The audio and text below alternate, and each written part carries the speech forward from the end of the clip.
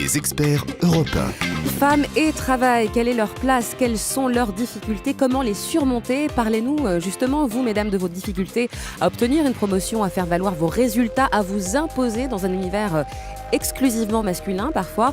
On attend vos questions, les experts sont là pour vous aider. Vos témoignages toujours au 3921, 34 centimes d'euros la minute et les mails c'est europe1.fr. Anne-Cécile Safati, rédactrice en chef adjointe du magazine Elle et auteure avec quelques 60 experts de Être femme au travail, ainsi que Jérémy Claus qui est conseiller en management, vous répondent en direct.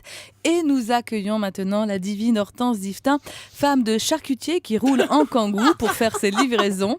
Pourquoi vous riez? C'est vrai que le modèle parfait, en fait, c'est un peu le modèle parfait des lectrices de Elle. Plus glamour, on n'avait pas, Anne-Cécile. Voilà. C'est moi. Bonjour Hortense. Bonjour Anna, bonjour tout le monde. Bonjour Hortense. Alors, c'est qui l'andouille sur le marché du travail? C'est pas moi. En tous les cas, quand j'ai vu que vous parliez du défi des femmes, je me suis quand même renseignée parce que je lis management le mardi, mais je lis aussi d'autres choses.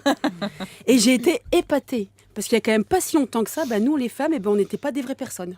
Non, des demi-personnes, des personnes de rien du tout. Ouais. Quand on pense, écoutez, je vais vous faire un petit coup. Oui, s'il vous plaît. Quand on pense, surtout vous, quand on pense qu'avant 1850, il n'y a pas si longtemps, il n'y avait pas d'école élémentaire dans les petits patelins pour les filles. Non. Un truc de fou. Que c'est en 1863 que Victor Duruy, le ministre de l'Instruction publique, crée les cours secondaires pour les jeunes filles. Et alors le pire, c'est pas qu'il n'y en avait pas. C'est que c'était interdit, Elena. C'est-à-dire que c'est ça qui est hallucinant. Mémé Hortense, elle n'a pas pu y aller. Non, on aurait pu dire non, on a oublié. Bon, admettons, ils ont oublié. Admettons. Non, c'était interdit. C'est-à-dire qu'il y a des types qui se disaient l'école secondaire pour les filles, non. Pas intéressant. Non, et puis même au cas où, on va l'interdire. On ne sait jamais. Un jour, elle pourrait demander l'égalité et là, ça serait du grand n'importe quoi. Alors en fait, ils avaient déjà peur, je pense, du girl power. Et oui, vous êtes tout seuls ici. Vous aviez peur déjà de nous. Je pense déjà dans leur tête, tu vois. Et ils se disaient, les garçons, s'il faut qu'elles aillent à l'école, les filles, on leur apprendra pas la même chose qu'à nous. À elles, comme ça, elles risquent pas de nous marcher sur les plates-bandes. On leur apprendra à elles la cuisine. Non, elle m'inclut dans son délire. Voilà. Et moi, je cautionne. Exactement. Donc, on leur apprendra aux filles la cuisine et la couture. Ouais. Ah, chacun sa place. Nos grands-mères n'ont sa appris place. que ça. Exactement. D'ailleurs, en parlant de couture, il y a une loi qui me fait bien marrer, moi qui est de 1800, qui a toujours cours de nos jours, et qui interdit à la femme de porter un pantalon. Oui, c'est toujours court. Voilà. Toute femme désirant s'habiller en homme doit se présenter à la préfecture de police pour en obtenir l'autorisation. C'est magnifique. Et s'habiller en garçon. Ouais. Comme si on avait envie de leur ressembler. Excusez-moi. On a seulement froid aux pattes l'hiver. Voilà.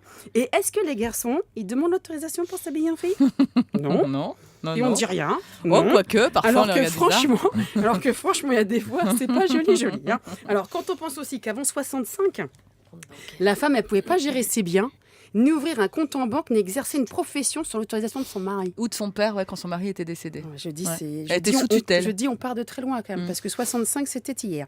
Alors en fait, le principal obstacle... Ça, c'est maman Hortense, 65. Oh oui, ou ma grand-mère même. Parce que je n'ai que 25 ans. Oui. Pour toute la vie, 25 ans. Toute la vie, c'est comme ça. Donc en fait, le principal obstacle dans la réussite professionnelle d'une femme, quand tout est dit, c'est les hommes. Oui. Et un peu les enfants. Non, je plaisante, surtout les hommes. Parce que nous, les femmes, on est toujours obligés de prouver qu'on est aussi bonnes que les hommes. Ça, bonne, on le savait. Assurer sur tous les fronts, les enfants et la culpabilité qui va avec, le ménage, le chéri et la belle-mère le dimanche. Alors, s'il y a un type qui peut assurer comme une femme... Un seul. Un seul. Le pauvre Jérémy. J'aimerais bien le connaître. Ce qu'il est venu faire ici. Voilà. Il se dit, parce que moi, je vois mon mari, comme vous disiez, sorti de l'andouille, et il ne se passe pas grand-chose. Alors maintenant, il y a un autre truc aussi qui me plaît bien, moi, dans le genre. Là, je vais me faire des amis. Je dis, maintenant, on a le droit à la parité. Je ne suis pas pour.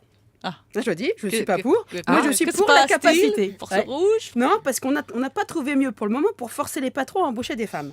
Et moi, je me dis, le jour où on embauchera les gens sur leur capacité, pas sur leur sexe, les garçons, Elena, ils ont du souci à se faire.